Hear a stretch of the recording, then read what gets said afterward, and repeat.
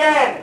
Yes, yes, yes! Once more. Yes, yes, yes! Thank you very, very much for coming early. A lot of you were here by 7:30, some people this morning, even before me.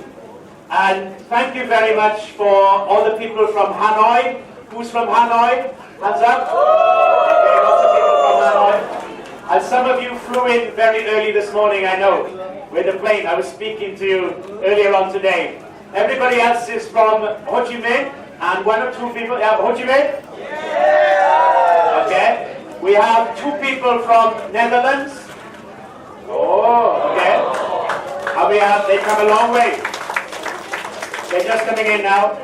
And we have a lot of people who are very, very keen to learn, yes? Very keen to learn about property and business.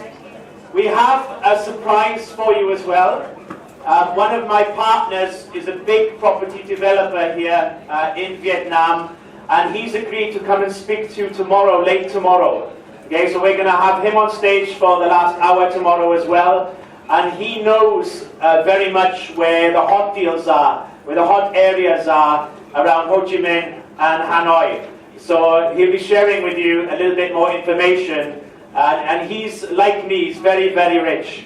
I'm not going to tell you his name yet, but he's one of the biggest names in property and real estate in the whole of Vietnam. In fact, in the whole of Asia. He also has interest outside of Vietnam. So I'll reveal the name to you tomorrow. But we're very lucky to have him in as well. I'll be speaking for the whole 3 days, apart from that section tomorrow night and first thing tomorrow morning. First thing tomorrow morning, Jane will be up on stage, my partner and coach Jane, and she'll be teaching you on systems and time management.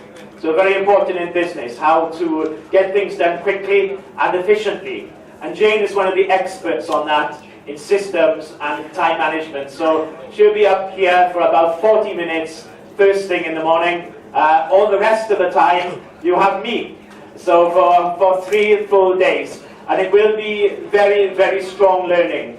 If there's something you don't understand, come and see us in the break times. We have Key, again, interpreting for me.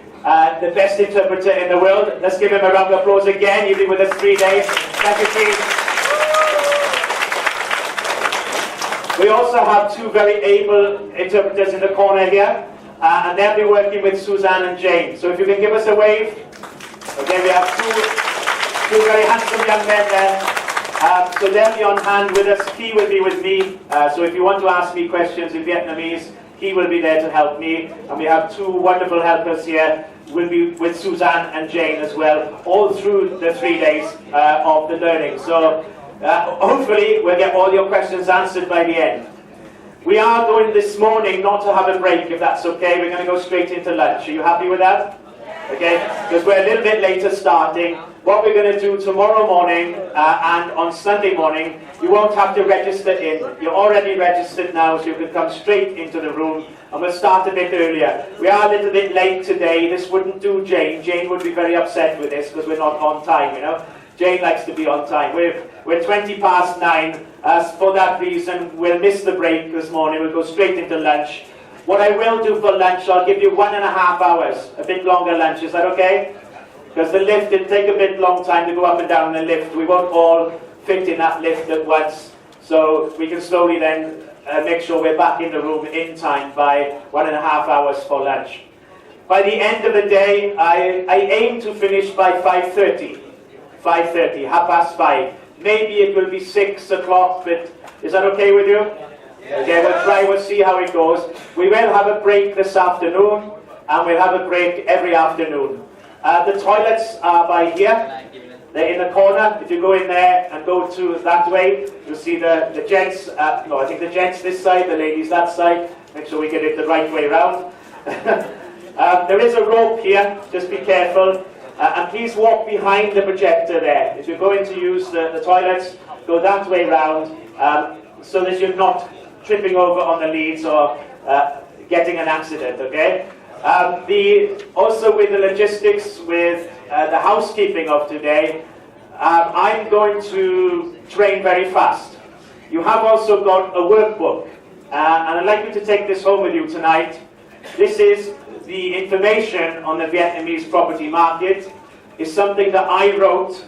I wrote this nearly a year ago. There's two updates to the book, as we discussed before. The one update, the first one, is the fact that foreign buyers can now buy from next week and wholly own property in Vietnam. I'll explain a bit more about that and the opportunity to you as investors of how you can buy property and sell it to the foreigners. You can make a lot of money doing that. So we'll speak about that as a business, but that's a change in the law. You will see in the workbook that on that section it says that foreign buyers can't own property. Well, that was the case up until next week. Okay, the only way before they could own property in Vietnam was to partner with somebody who lives here. Okay, so that's going to change, and obviously you've seen the effect on the marketplace already, where property is starting to increase in value. So it's looking quite a good time to get into property here in Vietnam. This morning I want to focus on two main things. Number one, the money, where we get the money. And number two, how we get a good credit rating with the bank. So it's very important that we invest in a certain way that helps us get more money, to borrow money. And the golden rule to the background of that is, as I said in the short talks, is to pay off debt on a regular basis. We've got to have a plan where when we borrow money that we actually pay it off. Now, I want to stop and ask you here, if I'm going the right speed, because I do get excited when I'm speaking. If I'm going too fast, just put your hands up for me and let me know. If I'm going okay and you're happy with it, don't put your hands up. Okay, so am I going too fast?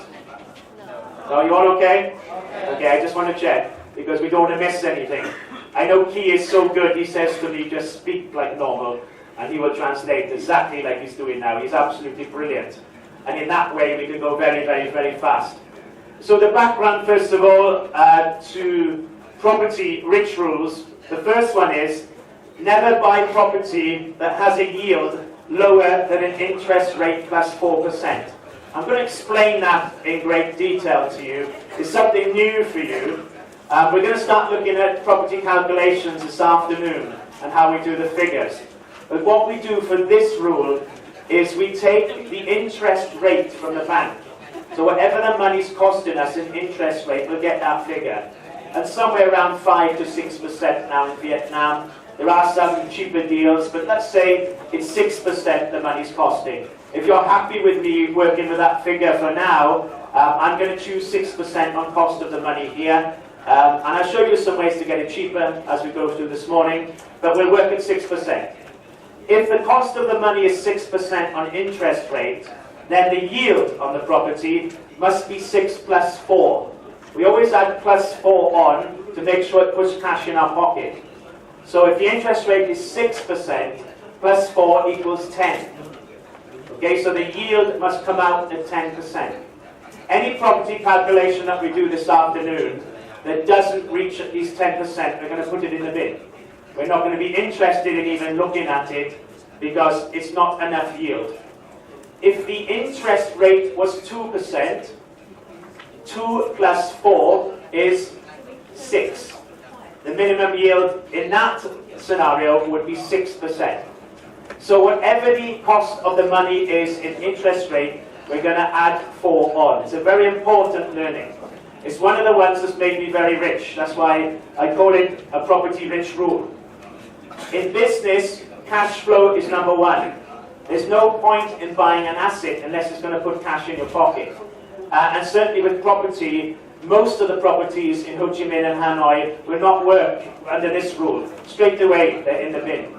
So you've got 80% on average that just won't work. So how are we going to get them to work?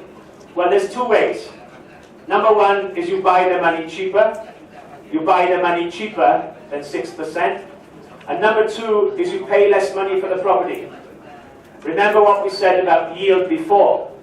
If you can